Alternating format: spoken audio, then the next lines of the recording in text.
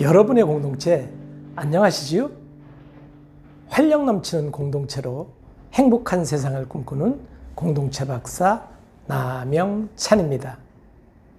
오늘도 공동체 활력을 기원하는 힘찬 구호로 시작하겠습니다. 으라차차 아싸!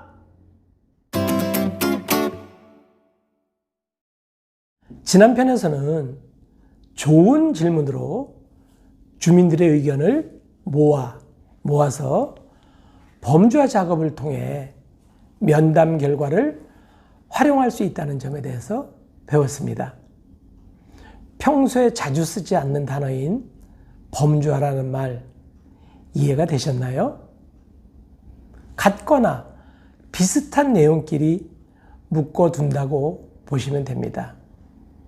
이때 저희가 의견을 모을 때 한 사람의 의견이 아닌 10여 명의 핵심 그룹 멤버의 면담 결과 비슷비슷한 내용끼리 묶어보면 당연히 의미가 있는 결과가 나오겠죠.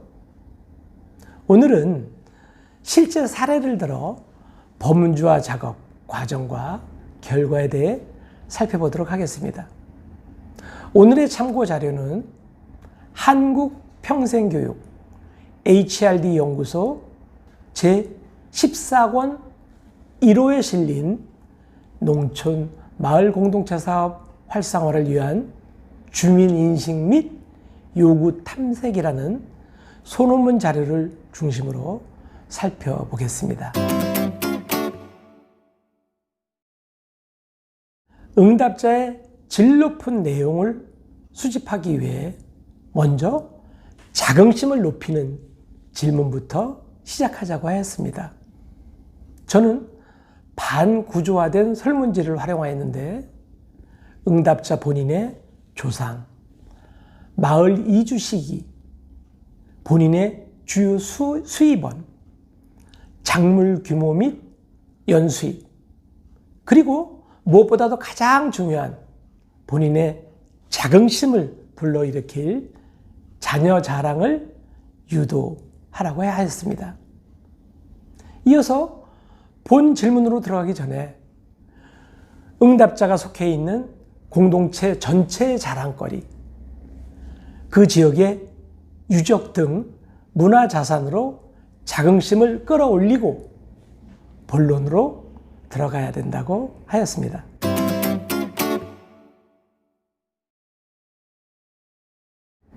좋은 질문으로 한껏 분위기가 고조된 상황에서 마을에서 진행되고 있는 사업에 대해 질문을 합니다. 이러한 본 질문거리는 사전에 만난 지방자치단체, 마을 또는 공동체 사업 담당 공무원을 통해 그 공동체의 현안이 무엇인지 조사하고 질문을 결정하였습니다.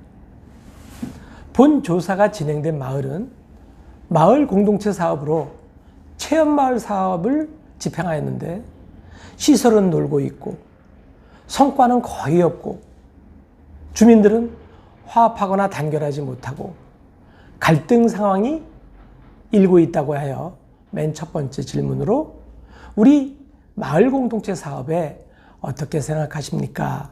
라고 질문을 던졌습니다. 사업의 성과를 yes와 no 단도직입적으로 묻지 않고 이렇게 우회하여 질문한 다음 다양한 답변을 유도하는 이런 질문이 바로 좋은 질문의 예라고 할 수 있습니다.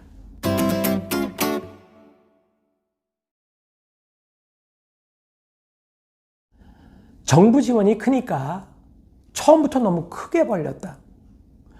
아무런 계획 없이 공돈이라고 생각해서 막 진행해서 실패했다. 나 말고 누군가의 희생이 필요하다. 내 농사가 우선이지 공동체 사업은 그 다음이고, 이런 생생한 답변들 중에서 정부 지원이 크니까 처음부터 크게 벌렸다. 아무런 계획 없이 공돈이라고 생각해서 막 진행해서 실패했다. 이런 내용을 중심으로 준비 부족이 문제라는 하위 범주 제목을 붙였습니다. 이어서 나 말고 누군가의 희생이 필요해. 내 농사가 장땡이지. 마을 사업은 그 다음이야. 이런 등등의 답변을 모아서 이기심 때문이라는 하위 범주를 뽑아내었습니다. 이렇게 준비 부족이 문제야. 이기심 때문이야. 라는 하위 범죄를 토대로 결국 우리 마을 체험마을 사업이 실패작이라는 주민들의 인식을 핵심 범주화하였습니다.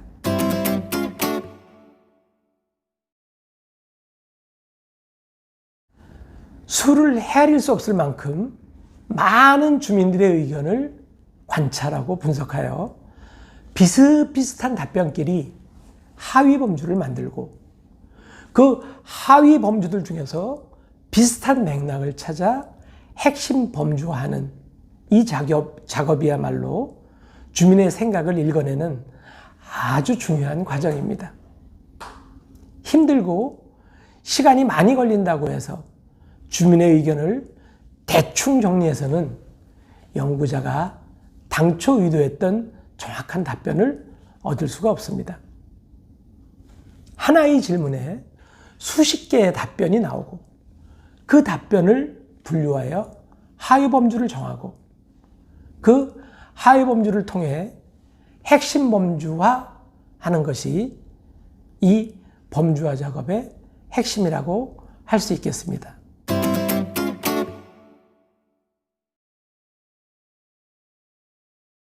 하나의 질문에 여러 개의 답변이 나오고 그 답변을 분류하여 하위 범주를 찾아내고 그 하위 범주를 통해 핵심 범주를 찾아가는 일련의 과정이야말로 질적 연구의 백미라고 할 수 있습니다.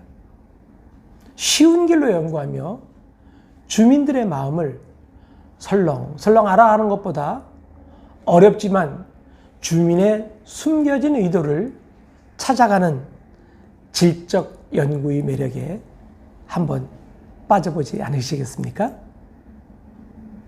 반구조화된 질문지, 반복적 비교 분석을 통한 자료 분석 등 말로는 엄청 어려운 이 학문적 과정을 여러분은 저와 함께 이렇게 쉽게 웃으면서 알아가고 있는 과정입니다.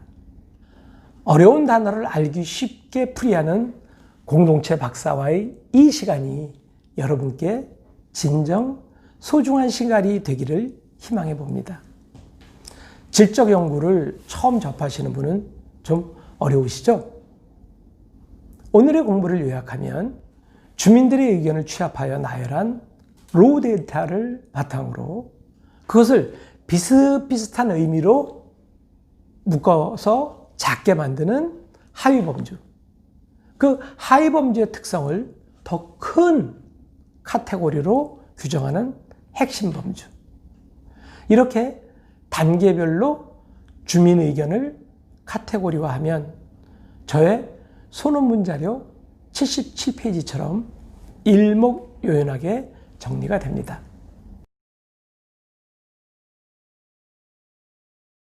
지금까지 시청해 주신 여러분에게 도움을 주려는 남영찬 박사의 노력이 보였다면 좋아요와 구독으로 응원해 주시면 감사하겠습니다. 남영찬 TV를 통해 살펴본 공동체 지혜가 여러분께 소중한 양식이 될 것이라고 확신합니다. 다음 편에서는 제가 현장에서 적용했던 공동체 활력 코칭에 대해 설명해 드리겠습니다. 미래에 저와 함께 공동체 활력 코치로 활동하실 분들과 현재 공동체 문제로 머리가 지끈지끈 아프신 리더분들에게 아주 유용한 시간이 될 터이니 참고하시기 바랍니다. 오늘도 끝까지 시청해 주신 여러분은 공동체 문제의 해결사, 공동체 영웅이 분명합니다. 그리고 당신이 최고이십니다. 당신 최고! 정말 최고!